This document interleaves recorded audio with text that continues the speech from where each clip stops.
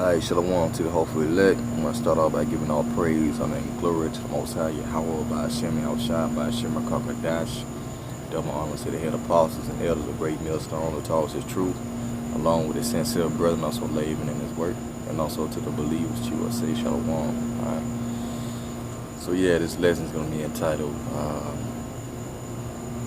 Confounding the Mighty. Alright, that this on top of the dome, I was going to call it Lucifer, but I'm going to call it Confounding the Mighty. Alright, and the mighty in today's sense would be the Luciferians. Alright, so all this time, you know, you people, you've been going to church, you've been taught that Lucifer was some mystical demon on the ground, you know, with his own throne, burning in hell, torturing souls, man. But it's not according to what the scriptures is talking about.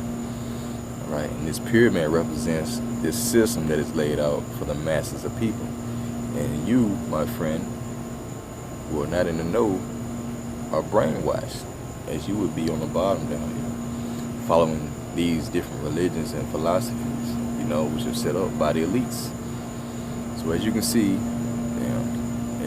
right here, right, you got brainwashing, and they use religion to confuse you people, all right? And the first one on that list right here is what? Christianity. You know, Christianity has been exposed on a major level in these last days because the Lord is he's doing away with all these lies, man. He's exposing the truth. And who the devil really is that the Bible speaks of, and which would be the Luciferians. But Lucifer doesn't necessarily mean devil. We're going to get that in a second. It actually means light bearer, right? Carriers of supreme knowledge, okay? And everything comes down from the elites. So we're going to come back and visit that. Let's get some scriptures real quick and get into this lesson. We're also going to go into how the Lord is going to use the poor of this earth to take down the mighty. The mighty would be the top-making families, right, that are currently ruling this, not only this nation, but the world at that, right? The beast system, the EU, and the NATO, right? Which is the beast system mentioned in Revelation 13. Okay, so let's start. Isaiah 14:12. It says, "Hard thou fallen from heaven, O Lucifer, son of the morning. Hard thou cut down to the ground, which did its weaken the nations." All right, so of course, if you've been growing up in the church, you read this, you'll think it's talking about, you know, the spiritual demon Satan falling out of heaven, you know, where he fought against the Most High, and the Lord banished him to the underworld, to where he was going to have a throne where he can torture souls, you know, for eternity. But that's not what it's talking about. So when it talks about falling from heaven, it's simply talking about falling out of rulership, right? Heaven signifies a rulership, all right, dominion, authority. Right now, the ones that have authority are the Edomites, all right? So the biblical Edomites are the so-called white man, all right? So it says, "How thou fall from heaven, O Lucifer, all right, son of the morning. How thou cut down to the ground, which did the weaken the nations." And the so-called white man, through his power that was given unto man, have weakened the nations. I'll include that, man. So, you know, we're gonna get this word Lucifer real quick. Get the definition of it.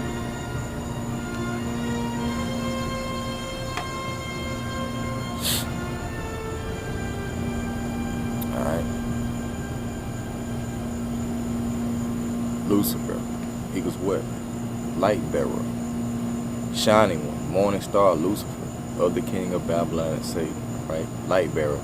Light bearer just simply means someone who has higher knowledge. Alright, has the highest form of knowledge over the rest of the people. Right, so the ones that are governing this earth know the truth. They know what the masses does not know. That's how they're able to control the masses through their ignorance, because they're not enlightened. So the enlightened ones are the ones that know everything, and they push out whatever they want unto the masses to pretty much keep them confused. Now you can have Luciferians on the left-hand side, in which that's what you have here, all right? Or you can have Luciferians on the right-hand side, all right, which are the ones that have supreme knowledge and righteousness, all right? So you have Luciferians who have it in wickedness, and Luciferians that have it in righteousness. And And in this case, the Lord is using the poor of this world and giving them knowledge, right? And they are called the enlightened ones also, the light bearers, the Luciferians. And the Lord is using the elect of the nation of Israel to bring down the mighty, which are the top banking families of this world that have gained control over all things, all right? So we have been given the task to take down this man by using nothing more than the scriptures, and we're going to prove that in this lesson, all right? So when you go to Job 9:24, it tells what the earth is given to the hand of the wicked. Okay, and then the wicked is talking about a certain group of people. It says he covered the face of the judge thereof. If not, where who is he? That he is not talking about just one individual. It's talking about, it is talking about one individual, but it's also talking about his seed that came from it. It's talking about Esau, the so-called white man, who was the devil that the Bible speaks of. He is a generator of the so-called white man today. So when he came into power, talking about the so-called white man during the Renaissance, which would be around the 1400s, he ran around painting the faces, of the images of the so-called blacks, in which they were Jews, ruling during the Dark Ages at the fall of Rome around 300 AD, and they ruled for 1,000 years. And we'll get that. As a matter of fact, let's get that real quick.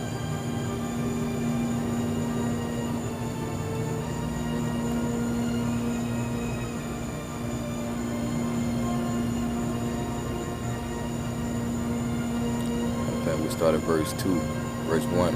This is Revelations 20:1. It says, and this is like pretty much cold talk, but I'll reveal exactly what it's talking about. It says, and I saw an angel come down from heaven, as really talking about our Lord Yahushua, the one who ignorant of Jesus Christ. It says, having the key to the bottomless pit and a great chain in his hand, right? And he laid hold on the dragon, that old serpent, which is the devil and Satan, and bound him 1,000 years. Okay, now this dragon is not talking about a literal serpent. Okay, it's actually talking about Esau. Okay, that same spirit that was in the Garden of Eden, who grew into a great dragon in Revelation. That same spirit was carried through Esau and his people. And that great red dragon would be representative of the top elites of this world. Okay, would be representative of the top banking families. These people over here, who have control over everything that goes on, these would be that great dragon, all right? The EU and the NATO, the beast system. And the Bible calls them what? The devil and Satan. Devil means to deceive, and Satan means, let me get that real quick. Devil means to deceive, and Satan means to, an adversary. Satan means adversary. But we're going to get that right here. Alright, first definition, adversary, one who opposes another in purpose or act. The same, it says the name given to, it's like pretty much adversary, alright? Kind of butchered that, but if you go down to definition B, it says a Satan-like man, alright? And that Satan-like man, as we've been saying, as I've been saying, is Esau, the so-called white man, alright? Who was given power over the entire earth, according to Job 9:24, right? The earth was given to the hand of the wicked. So that great angel, who was our Lord Yahushua, came and he laid hold on the dragon, right, that old serpent, and he bound him 1,000 years. And this is after the fall of the Roman Empire. Okay. Now this devil had the rulership back on the time of the Greeks and the Romans, and he fell out of power according to this right here, this prophecy. And he was bound for 1,000 years, meaning he was, pushed back into the caves, and he was in captivity for 1,000 years. Okay, so when you go to verse 3, it says, and cast him into the bottomless pit. That's over there in Europe, all right? That land that is barren, it doesn't grow, all right, much fruit. It says, and shut him up, and set a seal upon him, that he should deceive the nations no more, till the 1,000 years should be fulfilled. And after that, he must be loose a little season. Okay? So the Lord set a seal upon him, all right? He was bound up for 1,000 years. He was taken out of rulership after the fall of the Roman Empire. And then he came back, right? It says he must be loose for a little season. in that little season is now. So after 1,000 years, from like 300 something AD all the way up to the 1400s, all right, AD, it's roughly 1,000 years. And during that time, you had the Renaissance, all right.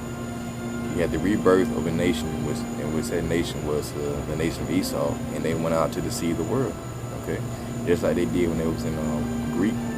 They were doing the Greeks and the Roman Empire. So when you go down to verse 7, it says, Revelation 20 and 7, and when 1,000 years are expired, Satan shall be loosed out of his prison. Okay, this is on the Renaissance. And shall go out to deceive the nations which are in the four quarters of the earth. All right, Gog and Magog, to gather them together to battle, the number of whom is as the sand of the sea. And ultimately, they're going to go to Russia, right? I mean, they're going to go to war with Russia. Gog and Magog represents Russia, which is going to burn America with thermonuclear fire. Okay. So once this man came into power during the Renaissance, he deceived all the nations that are in the four quarters of the earth.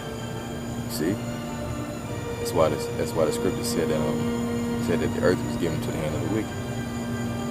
All right, so we're gonna go back to this right here and kind of scan through and see if we can find something to read, some good stuff to read, some good information.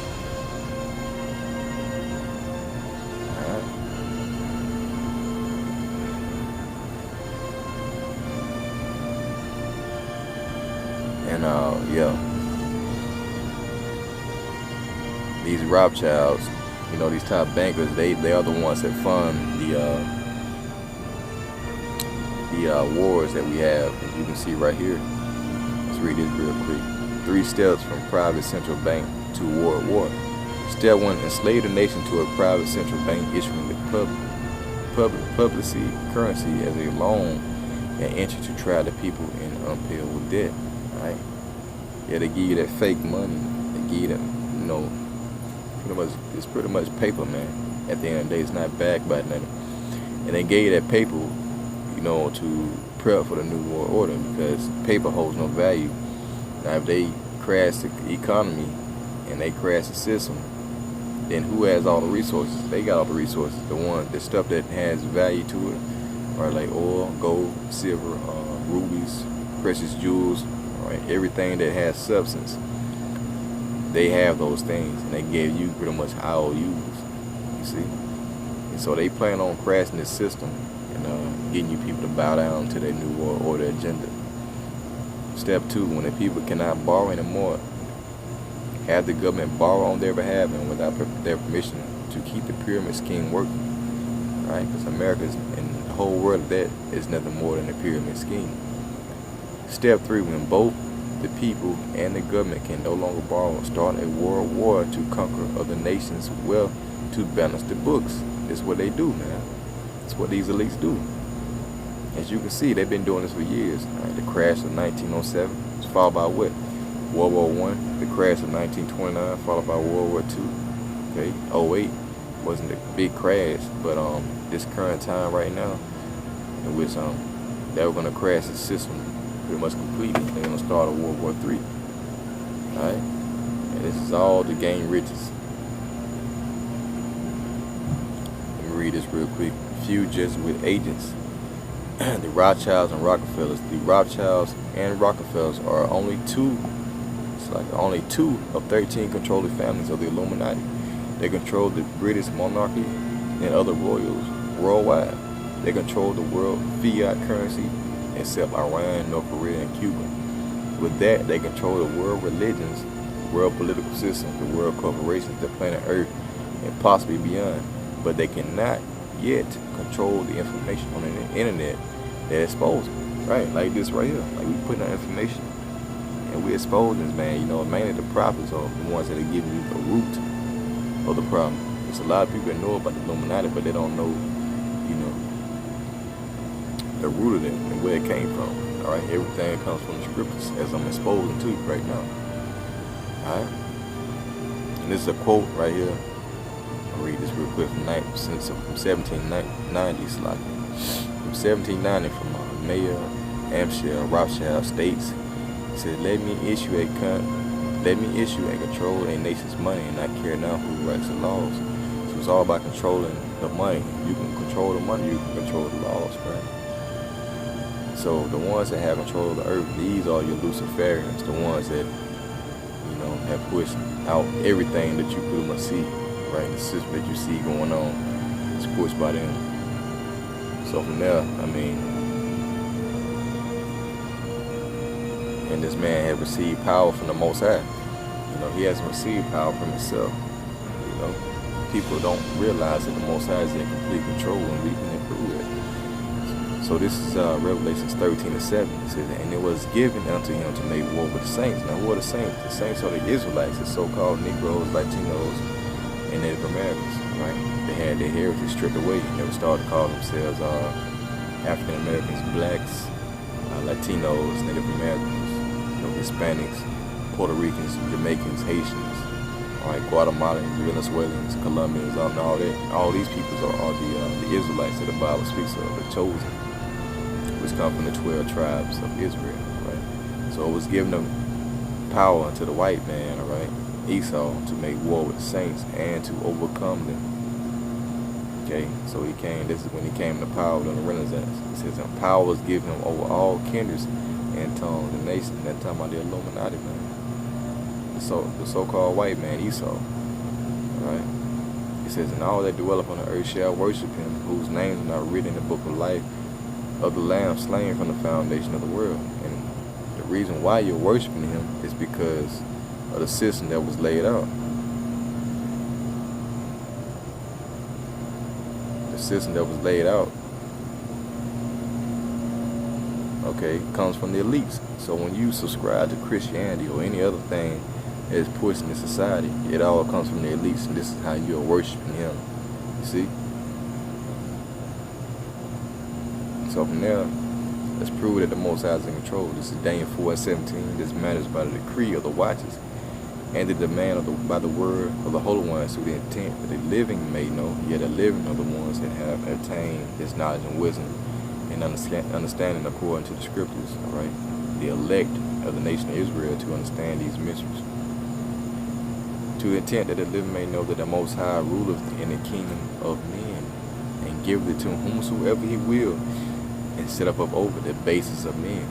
Okay, so the Lord has set up the basis of men. And what are the basis of men? It would be Esau, all right? It would be the so-called white man, all right? The children of the wicked. Wisdom of Solomon, chapter 6, verse 1.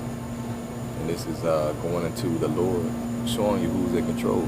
Verse 1, it says, hear therefore, O ye kings, and understand, learn ye that be judges of the ends of the earth.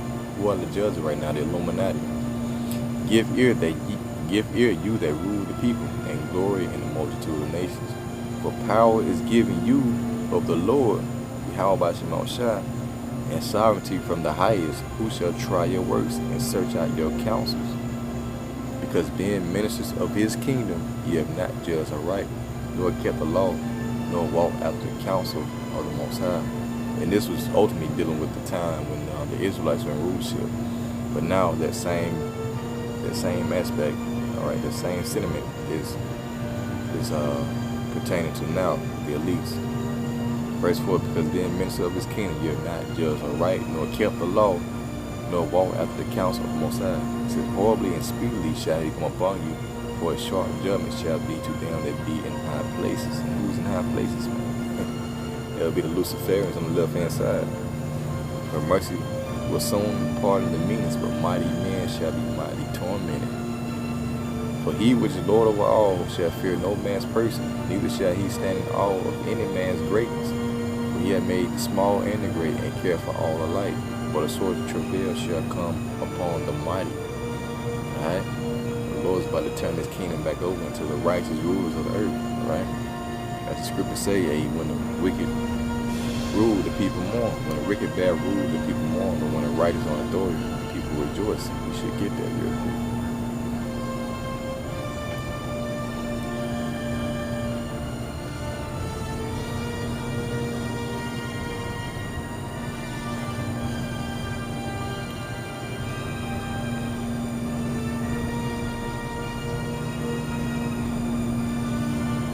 Proverbs 29:2. It says, when the righteous are in authority, the people rejoice.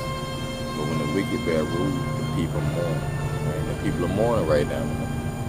Now let's go to Psalm 75:4. Let's further prove that the Most High is in complete control. Psalm 75:4. I said unto the fools, deal not foolishly, and to the wicked lift not up the horn. We understand who the wicked are according to Job 9:24. And also Malachi 1:4. Right? Esau. Lift not up your horn on high. Alright? That horn is symbolic unto your power. Speak not with a stiff neck, for promotion coming neither from the east, nor from the west, nor from the south. But Yahweh is the judge. He put down one and set up another. For in the hand of the Lord there is a cup, and the wine is red. It is full of mixture, and he poured out the same. But the dregs thereof, all the wicked of the earth shall wring them out and drink them. See? But I will declare forever, right? I will sing praises to Yahweh of Jacob. Right? All the horns of the wicked also will I cut off, but the horns of the righteous shall be exalted. And that's the time that we're heading into, man. The Lord is using the poor of this earth to confound the wise, and we're going to get that, man. We're going to get that. Proverbs 22:7, the rich ruleth over the poor, and the borrower is servant to the lender. All right? Because Esau, the so-called white man, was given rulership over the earth, but he has not ruled it right. He has not been fair. He's gathered riches, you know, and he's kept them to himself. You know, he has not shared the wealth with the people. But when we set up an authority, then we're going to rule in righteousness. And everyone's going to be happy, except for Esau and his people. This is James 5:1. It says, go to now, ye rich men. It's talking about the elites. Weep and howl for your misery that shall come upon you. Your riches are corrupted, and your garments are moth-eaten. Your gold and silver is cankered, and the rest of them shall be a witness against you, and shall eat your flesh as it were fire. Ye have heaped treasure together for the last days. Behold, the hire of the laborers who have reaped down your fields, which is of you kept back by fraud. Right, this pyramid system. Crieth, and the cries of them which have reaped are entered into the ears of the Lord of Sabaoth. Right, Sabaoth, the Lord of armies. Ye have lived in pleasure on the earth and been wanton. You have been undisciplined, man. You have nourished your hearts as in the day of slaughter. You have condemned and killed the just, and he doth not resist you. Right? It says, be patient, therefore, brethren, until the coming of the Lord Yahweh by Shemel. Behold, the husband waited for the precious fruit of the earth, which is his elect, is being raised up right now, and had long patience for until he received the early and latter rain. Right? So the Lord is having it out. You know, he's finna knock Esau, the so-called white man, off his pedestal, and he's gonna establish a righteous man. Proverbs 22:2, the rich and the poor meet together. That's talking about the Luciferians on the left-hand side and the Luciferians on the right-hand side, right? The wicked and the righteous meet together, in which the righteous would be the poor in this case, right? It says the Lord is the maker of them all. 1 Corinthians 1:26, for ye see your calling, brother, how there not many wise men after the flesh, not many mighty, not many noble are called. But Yahweh by Shemel had chosen the foolish things of the world to confound the wise. Alright, that's talking about the elect, the poor of this world, confounding the elites. And Yahweh had chosen the weak things of the world to confound the things which are mighty, see, and base things of the world, and things which are despised have Yahweh chosen. Yeah, and things which are not, to bring to naught things that are, that no flesh shall glory in his presence. Alright, so you see how the Lord said back in Daniel 4:17 that he sets up over, that he ruleth in the kingdom of men, he set up over the basis of men. Alright, so at one point in time, Esau, the so-called white man, was living in the caves. They were called the base men of the earth, just like the so-called Negroes, Latinos, and natives are now. You know, the Lord set him on a pedestal. Now look where he is. So what do you think he's going to do with us? The Lord said he's going to set us up on an even higher pedestal, all right, because we are his chosen. So we in that time to where the Lord is beginning to make a shift.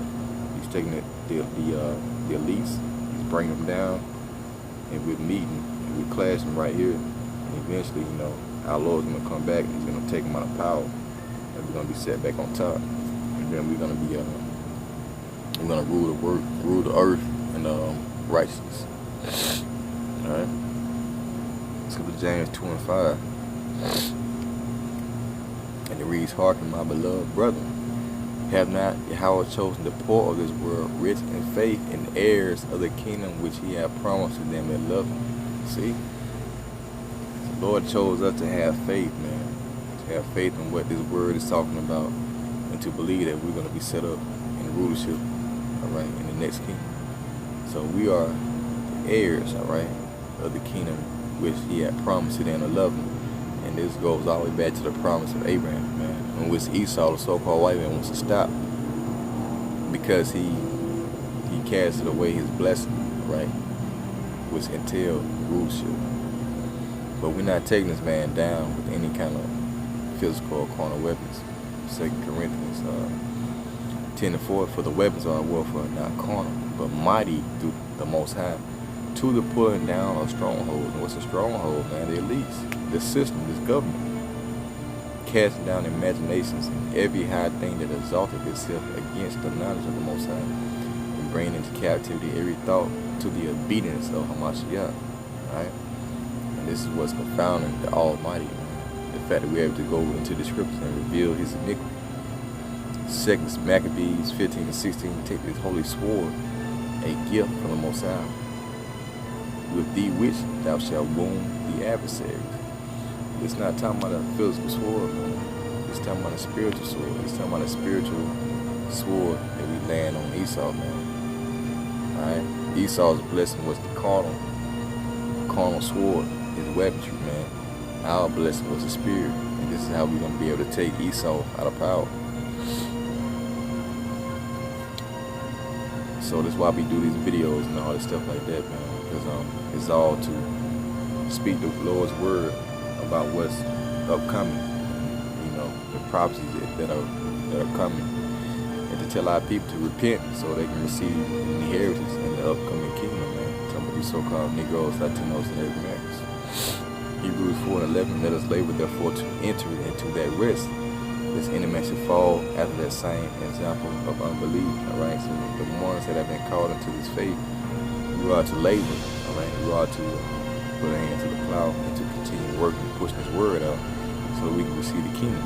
Hebrews 4:12, "For the word of the Most High is quick, and powerful, and sharper than any two-edged sword, piercing even to the dividing asunder of the soul and spirit, and of the joints and marrow, and is a discerner of the thoughts and the intents of the heart." Alright?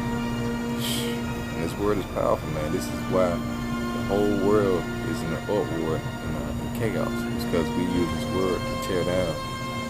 Or Yahweh, Bashim Ashai, is using it properly to speak His word. And it's tearing down these kingdoms.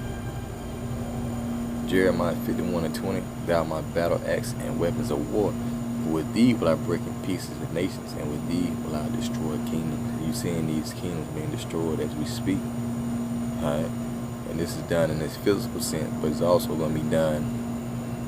It's like this is right now being done in a spiritual sense, but it's going to be done in the physical too, right? The Lord's going to give His man power. Psalms 37:9 says, "For evil doers shall be cut off, but those that wait upon the Lord Yahweh Bashim Ashai shall inherit the earth. For yet a little while, and the wicked shall not be. Yet thou shalt diligently consider his place, and it shall not be. But the meek shall inherit the earth, and shall delight themselves in the abundance of peace." You see? So they want to cut us off from receiving this peace, all right? That's why it was important for them to take away our inheritance. All right? Verse 12, "The wicked plotteth against the just, and gnasheth upon him with his teeth." It's talking about his laws and his military. "The Lord shall laugh at him, for he said that his day coming." Right? "The wicked have drawn out the sword and bent their bow to cast down the poor and the needy, and to slay such as be of upright conversation. But their sword shall enter into their own heart, and their bow shall be broken. A little that a righteous man have." Well, a little that a righteous man have is what? This faith, right? These treasures of the scriptures. It's better than the riches of many wicked. So consider everything that the wicked got. it ain't nothing in comparison to this word, right? Because when we speak this word, the Lord's gonna move, right? He's gonna move in favor for his prophets.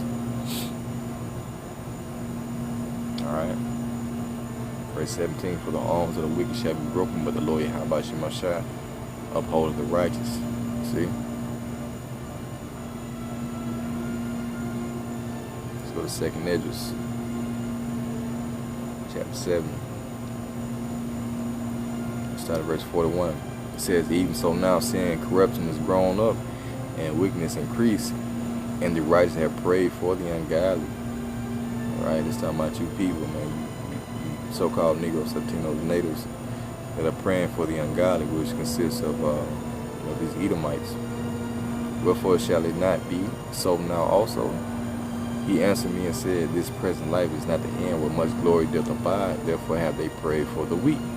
But the day of doom, alright, the judgment day, when America is going to be destroyed by ICBM thermonuclear missiles, shall be the end of this time and the beginning of the immortality before to come, wherein corruption is past, and temperance is at an end, and fidelity is cut off, righteousness is growing, and truth is sprung up. Right? Then shall no man be able to save him that is destroyed, and Esau is going to be destroyed, nor to oppress him that had gotten the victory. And who's going to get the victory? Jacob, the seed of Jacob, the Israelites. Like I always like to pull up, man. Like we enter into a time where this kingdom's gonna be transferred, right? From Esau to Jacob. 2nd Esdras 6 and verse 9. For Esau is the end of this world, and Jacob is the beginning of it that follows, right? So no one's gonna be able to save Esau, who's gonna be destroyed, and no one's gonna be able to oppress him that got the victory, which is Jacob, right? So yeah, that's pretty much it, man. You know, the Lord's using the poor of this world to confound the mighty. And this man is hella scared right now, man, through the spirit. He's doing this why everything is going on throughout the world, because he's trying to establish his new world order, you know, to keep his birthright. But it's gonna come to no avail. Alright, so that's what we're doing, man. That's what the Lord doing through his prophets. Tearing down this structure and rebuilding a new one. So with that, Lord willing, edifying to the next time. Shalom.